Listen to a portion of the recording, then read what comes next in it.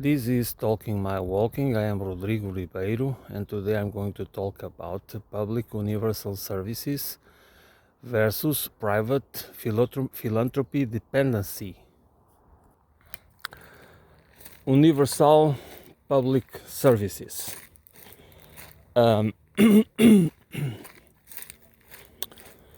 It says everything. They are universal, they are public, and they are services. And those services includes social housing and everything that can be provided by the state without costs, for free or for reasonable, affordable fees, not rents. There is a difference because we have a private sector that feels entitled to fees and rents. But there are many people looking for rents, to become rentiers, to become part of the rentier class. Of course, there is a huge difference between the rentier class at the top of the social pyramid, especially the fire sector, this parasitic class, and the small rentiers, the people, class, usually middle upper class, that become wealthy, and then they inherit properties, real estate, houses, flats, or whatever, or they have other assets like financial assets that they can use to have rents, that they can live on rent, or they can accumulate more wealth through those rents. And everybody these days would like to live on rents, because this is the mentality of the societies that become dependent on the services industry, and a lot on the financial service industry. Everybody seems to be interested, or seems to be entitled to find a way to live out of rents. And this is, of course, impossible, because somebody has to produce something, because we can make, that's the point. One of the main points that we need to understand, we as part of the grassroots, of the basis of the social pyramid, we, the many, it doesn't matter that there are lots of differences between us. We are not, we have different ideas, different sensitivities. We are, there are many differences that can divide us, which is absurd, because those who belong to the same class should at least have an understanding of what that really means, what kind of impact that has on us, on the quality of our lives, on our real freedom, not fictional freedoms that the ones that control us try to sell us, but real freedoms, which they have always to do with economic means. Nobody can claim freedom without some sort of economic freedom, of economic well-being, because social freedom is always related to economic well-being.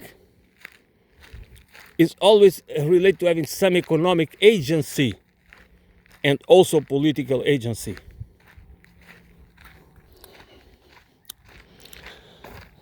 The public services are not, There are many things that are, by the way, let me explain what I'm trying to say. Capitalism, the evolution of capitalism, always depended on free labor, okay, and free resources from nature, controlling the control of territory, the control of peoples, the use of slaves, and the use of labor, especially women labor, was always a tool for the capitalist class to accumulate wealth. So when the capitalists talk about there are no free lunches, they have, and they still are, they always depend on free lunches, either from taking resources for free, or by using the state, because they can control the state. And the more an equal society is, the more the rich, the more the billionaires, the oligarchs and plutocrats control the state, which means they control us.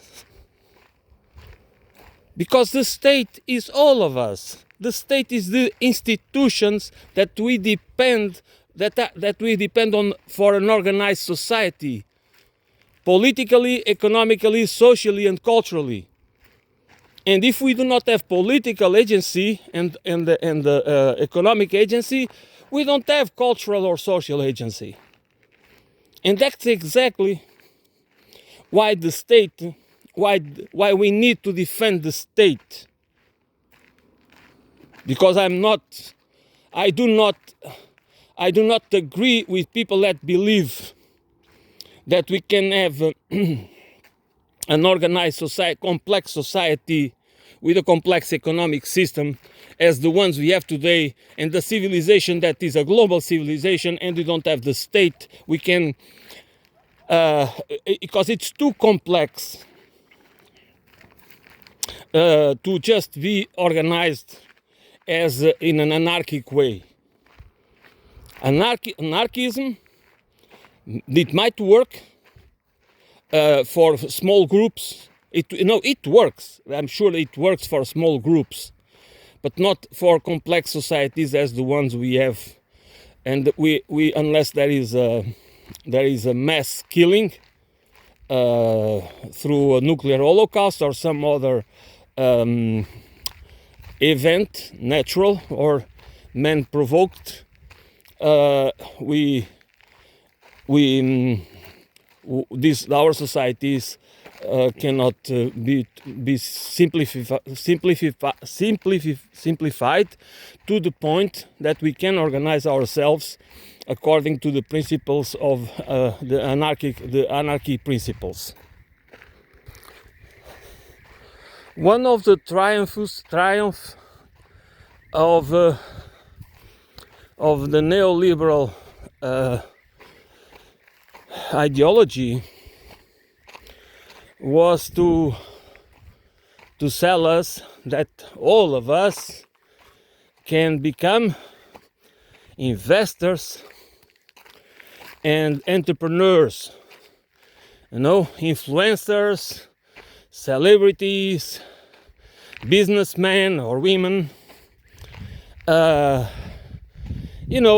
private, that we should build our wealth not depending on the state and out, but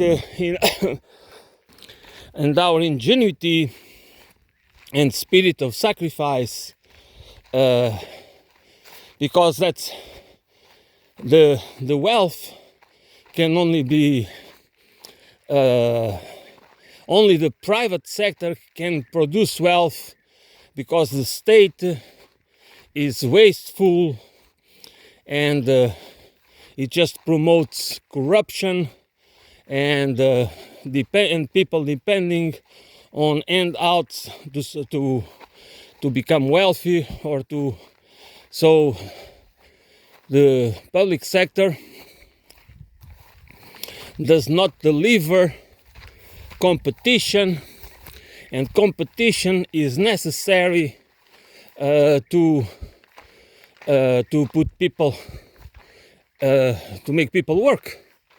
Without that's one of the basic laws of capitalism, is manufacture scarcity, that has through so many ways in order to make people beg for a job or see the so-called entrepreneurs and investors as saviors and heroes of the economy, that we depend on them for the because they are the employers, they are the ones, the job creators. You know, they have that special position in the pedestal, in the social pedestal, that make them irreplaceable. That we need to see them as the ones that are needed to make the economy thrive, not the public sector.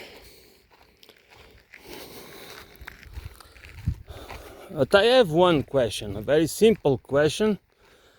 Could the private sector exist or survive without the public sector, without the state, as some anarcho-capitalists believe? And the answer is no. And why? Because the capitalist class can always unite, because they are not many, so they have the ability. It's for them is more is easier to organize against us, against the public sector and the public in general. Because by public sector, I do not mean something separated from society, something separated from the existence of a nation, a country with borders, a territory, a sovereign territory, a sovereign culture, a sovereign currency. That is what gives what is public, what we need to understand as public. So public is everything. The private sector, there is no such thing as we can have that definition of public sector to define the enterprises or the economics or the part of the economy that is under the control of the public sector, blah blah blah. That is true, but it is the private sector that is a sub-sector, that is a subsidiary of the public sector, of the state. It doesn't exist outside the state. It exists within the boundaries defined by the state, which are the institutions that are absolutely necessary to have an organized state, to have an organized economy, law system, fiscal system, monetary system, to have a cultural identity, and to have everything that is necessary to keep a functional societal system. That is what the public sector is, which means that is state and public is the same. The private sector, it is a subsidiary. Should be a second class, not the primary class. Never what controls the state, but depends on the state to exist. And that's why when you have a private sector, which by private sector I mean the people that control most of the wealth, the very few that control small of the wealth, most of the territory, the land, property, real estate, housing, mineral resources, I mean everything that counts, okay? It's controlled by them. So this small elite that controls most of the wealth, they have the power. They are the ones that belong to the private sector, which means what matters is they control the private wealth, not only in the form of in form of capital, all forms of capital, and therefore they can control the lives of the many, the public in general, even of those that benefit with the existing system because they belong to the middle or the middle upper class, and they can, in some cases, they can enjoy living standards that are above average. And that's why one of the reasons they don't want to lose it, that's why they prefer to support those who don't want real change. That's why they prefer, that's why I call liberals lib fascists, because they would rather support fascism. They might try to tell us that they don't, but they do. That's the difference between words and actions. They make sure that the left-leaning parties, organizations, movements do not gain track, do not gain moment. They rather have fascistic or right-wing nationalist and populist parties on government. They don't want them there because they want to keep the control, but they rather have them there because those parties do not put a threat to the oligarchs and the plutocrats. Because we cannot confuse the wars, the cultural wars that divide, that are used as a weapon to between the so-called left progressives and right-wing conservatives, the ones that are supposed to defend the traditional values and the family and the religion and the good customs, moral values, and the other ones that also have the moral superiority, but in gender issues and cultural morality. But this division is more of a game than a real division.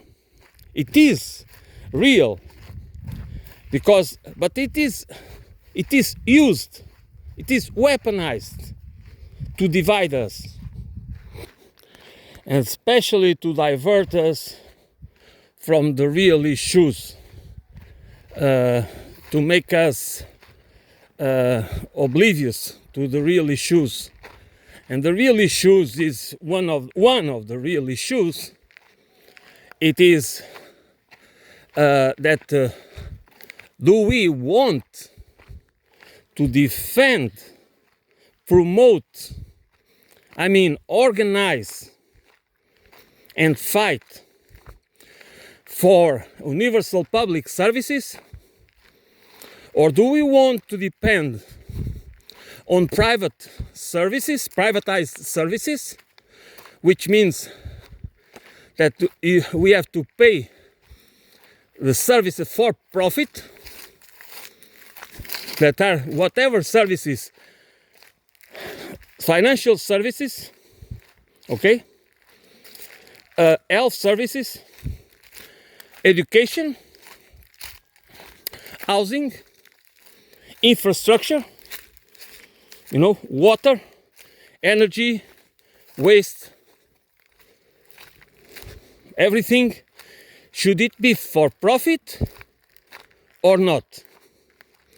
Which means that if it is for profit, those of us, and we are the many that need to pay these services, then we might have the illusion that because of competition, because of the idea that the private sector is based on competition, which is another lie, because the tendency of the private sector is to create monopolies.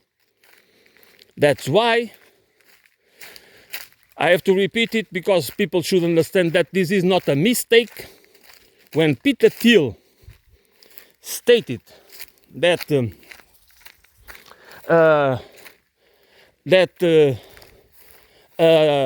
competition is for losers, or when the Rockefeller, the one that created the Standard Oil Company Corporation, said that competition is a sin, this is not a mistake. They do not say it to provoke us, okay? They believe what they are saying. They believe, they know that they pursue monopolies, that what capitalists do. And if they are not able to do it, they use cartelization of in order to organize, to not compete with each other, or to not lower to make it always profitable for them. So they do not compete. They might want to take over each other, okay, for create monopolies, but this kind of competition is not because capitalism promotes competition. It's exactly because capitalism promotes monopolies, and then the creation of monopolies are exactly what they mean. Then they can charge you whatever they want, because they control the resources, they control everything. And when they control everything, of course it is very difficult for us to fight back. And then the same people, the same families, the same corporations, the same banking cartels, the same oligarchs and plutocrats create philanthropic organizations to promote them as philanthropists, okay? But many times what they use those foundations and those ONGs is to even make more money and acquire more control, not only domestically but overseas, but everywhere, because then they can interfere with many governments, and they can be opposition, and they can do a lot of damage in many countries through the banner of philanthropy, because what they promote in the end is class war. Okay, anti-communism, anti-socialism,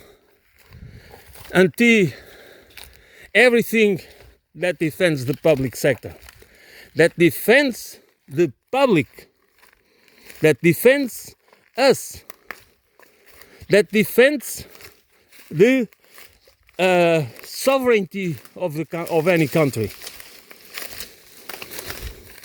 Because privatization is a loss of sovereignty.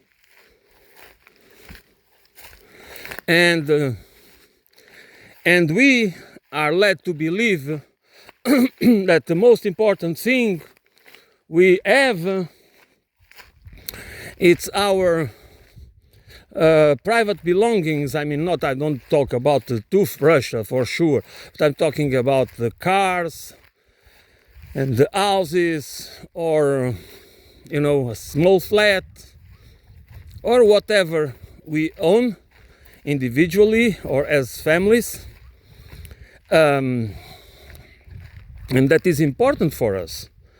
That's why they want it to. That's why they want us to see that as essential for our lives, the essence of our lives, because that's how they can transform us in their accomplices, which means that then we identify more easily with them than with our neighbor that was foreclosed,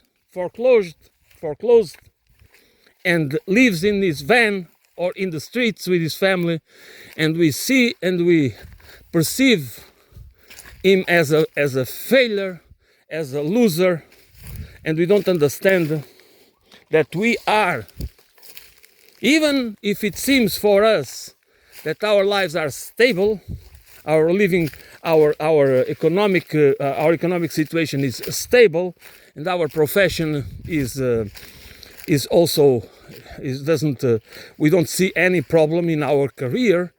But the fact is that for the capitalist class, and that's the point number one, we are tools, and we only get benefits if we play accordingly. The moment we defy them, the moment we defy the existing order, the moment we ask the wrong questions, our stability, our economic stability, and our well-being, social well-being, can be in jeopardy. But we do not. But we associate ourselves. We see ourselves. We perceive ourselves as part of the class, the club, that actually we are not. And then we just believe that for some reason we can always, we can all, even if we, for some reason, see ourselves in a bad situation, we will be able to recover.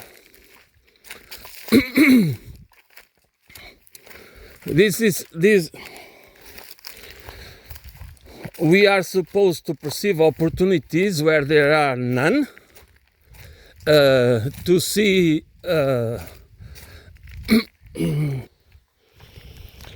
many of those who who thrive in moments of historical of discontent, of social discontent. They do it by using facts. But using facts is not the same as pointing out the roots of the problems, because many times using facts, and that's why the framing, again, I have to refer it again and again and again, and we need to train ourselves, to educate ourselves in order to spot it. Facts can be easily used to hide the roots of the problems and the systemic roots of the problems. That's why the right wing that I'm not going to say that when I'm talking about right wing, I'm going all the spectrum that we can include, all the spectrum. Of course, there are some right wingers that are worse than others, and there are things about the conservatism that I agree with. It's not that I totally disagree with everything, but the problem is that the right wing never wants. They might frame it in every way. They might use facts. They use facts to frame the problems in a certain way, and sometimes to distort reality. But they frame the problems in one way that they never address the roots of the problems, the systemic, the structural problems that are created by capitalism.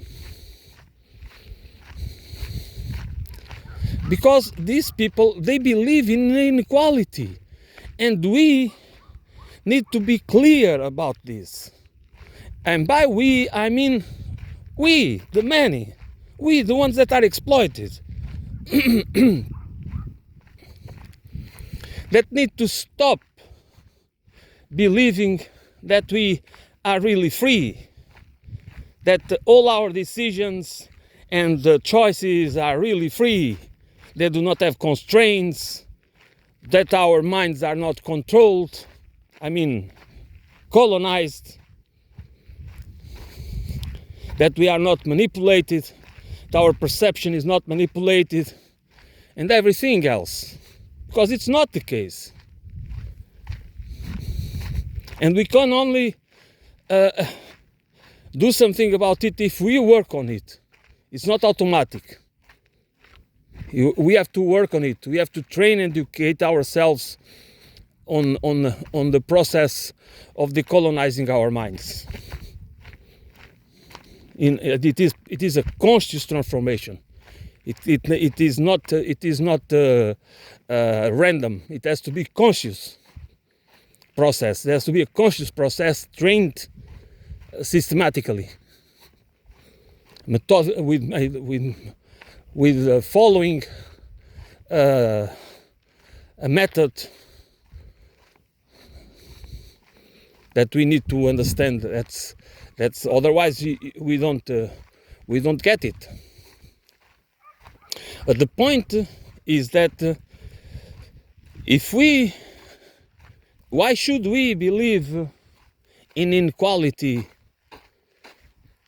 And why should we not, let me reframe it, why should we not see or not perceive, all of us, no matter our cultural identity, no matter our religion, the color of our skin, ethnicity, I mean, whatever.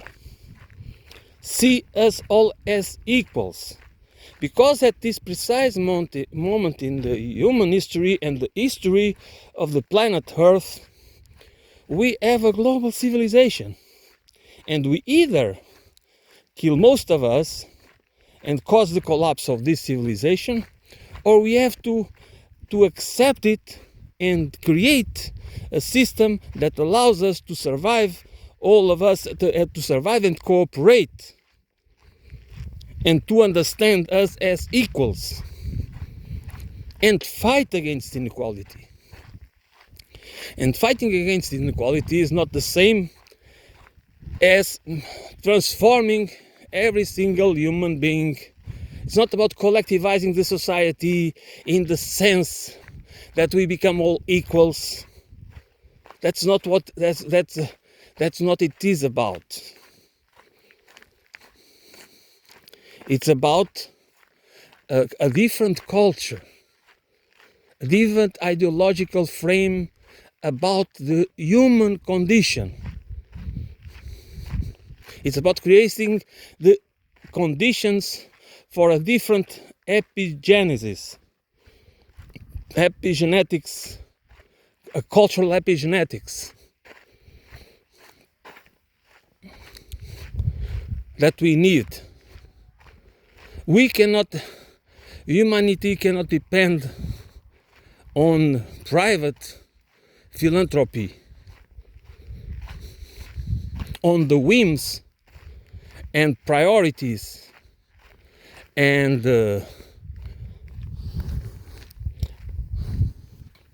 agendas of the philanthropes, of billionaires,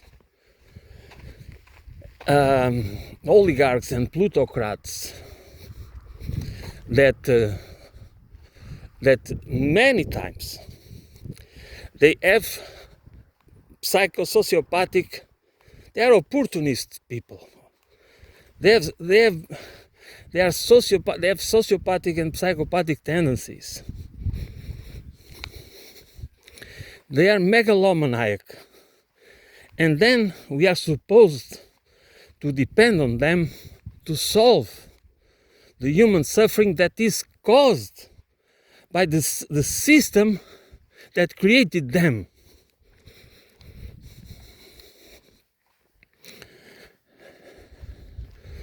And they are the ones that through their monopolies are destroying countries.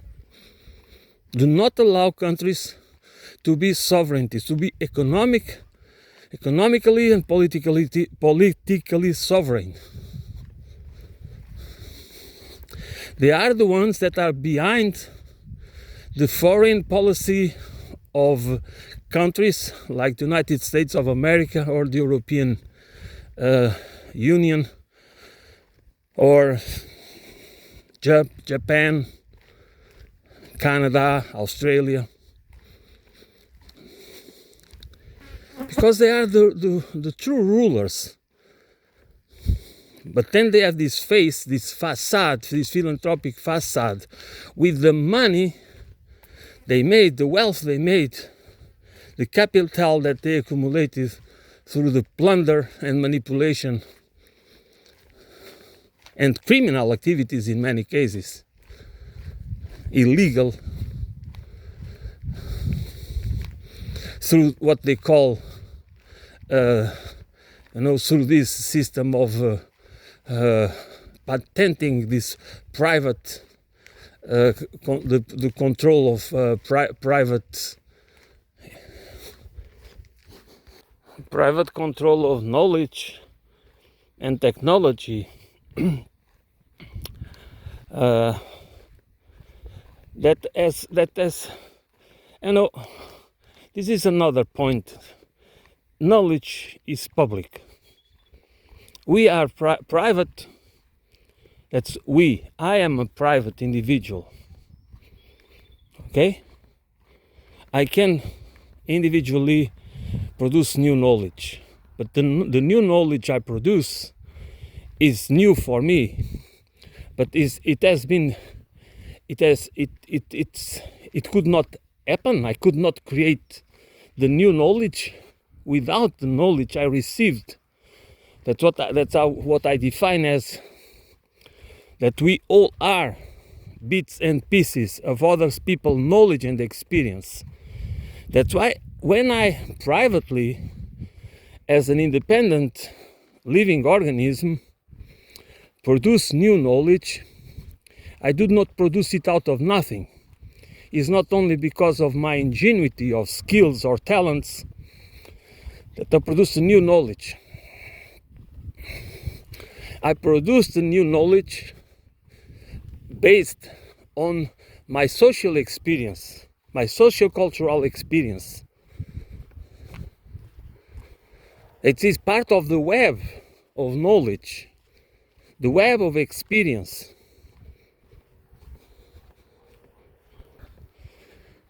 That it's not private, it is a collective good.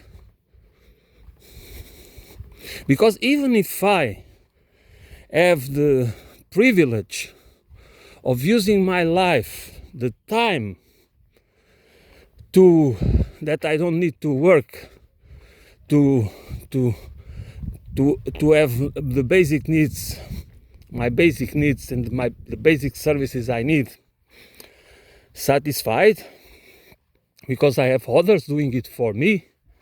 I have others producing the food, producing the energy, producing whatever I need to survive, and then can I use the time of my life in order to concentrate in other activities. So what I produce, the innovation or the new knowledge I produce, is not independent, is not mine, because I could not do it if I would have to live alone somewhere without this network, without this web, this socio-cultural web and economic support that I get from the system where I live and in which I depend to survive and thrive. This is the reality. This is not fiction. The fiction is what we believe.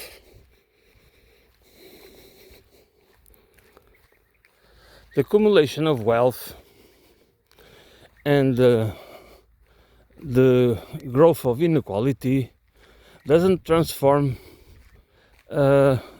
make the individual human beings better or more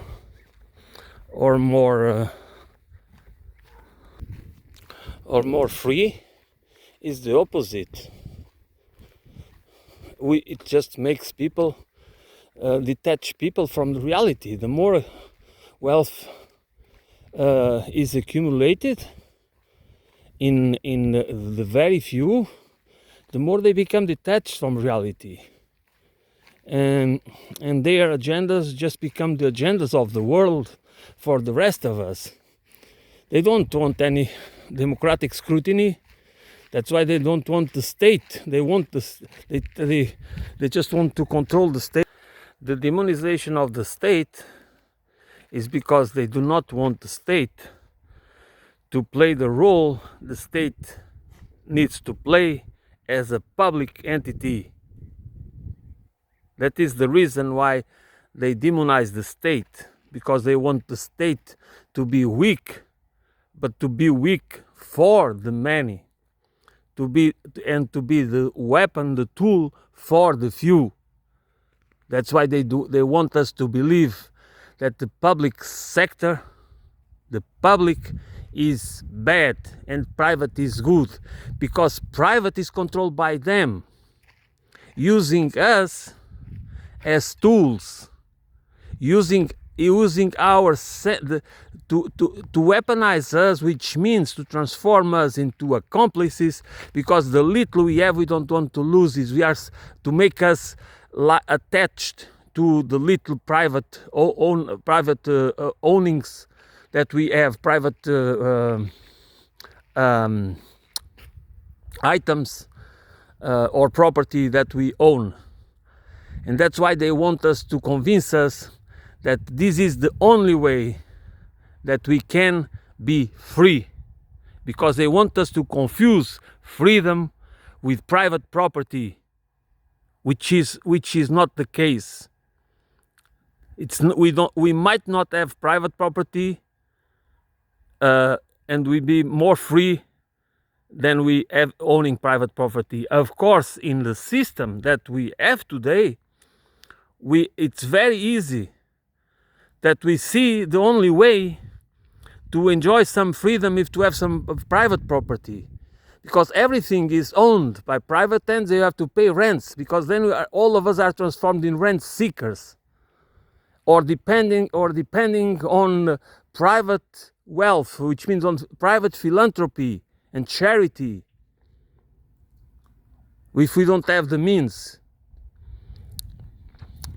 And in order to avoid it, we have to become like them, ruthless against our own, in competing with our own, the people that are in the same, going through the same problems as us.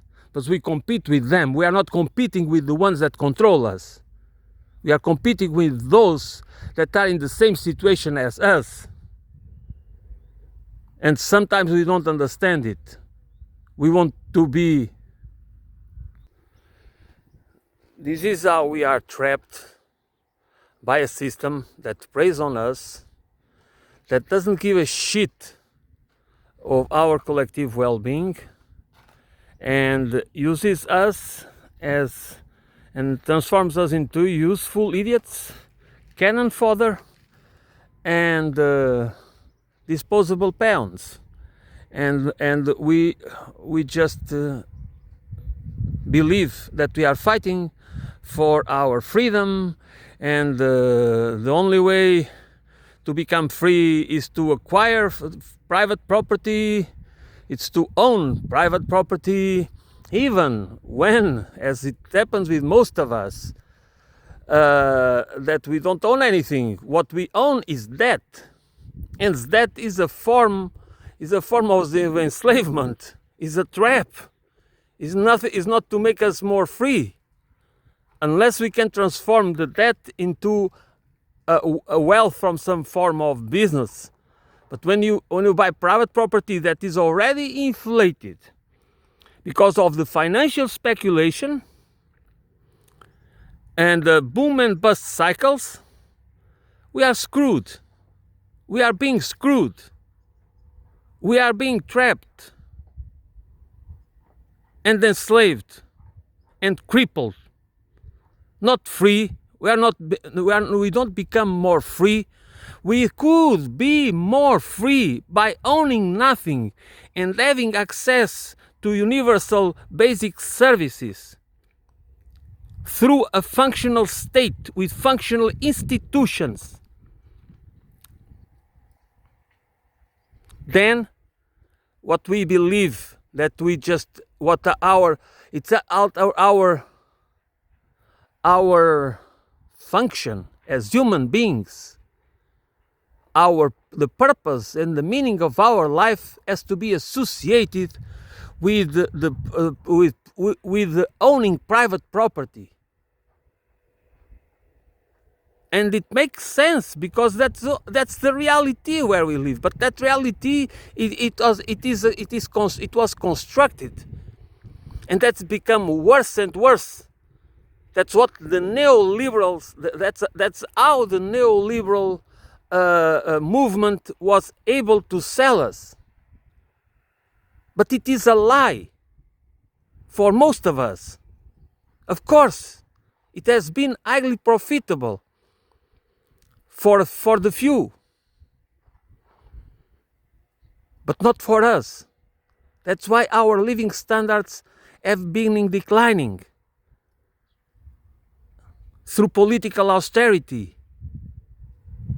and we don't even understand it, most of us, and we still imprisoned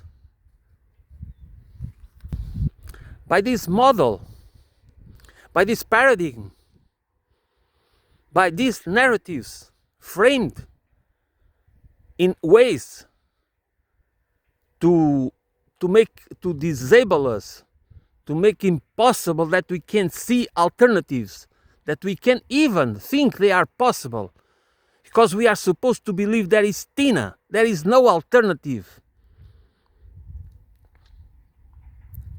But actually there are alternatives, for as long as our imagination is still intact, for as our ability to find solutions. We are not, it's not the fate of humanity to be forever under the control of the current system. That is because it's inhumane. It dehumanizes us. It is the opposite. It's trying to sell us a technocratic paradise, a lie, to make us believe in the technoscientism dogma, which is nothing about science.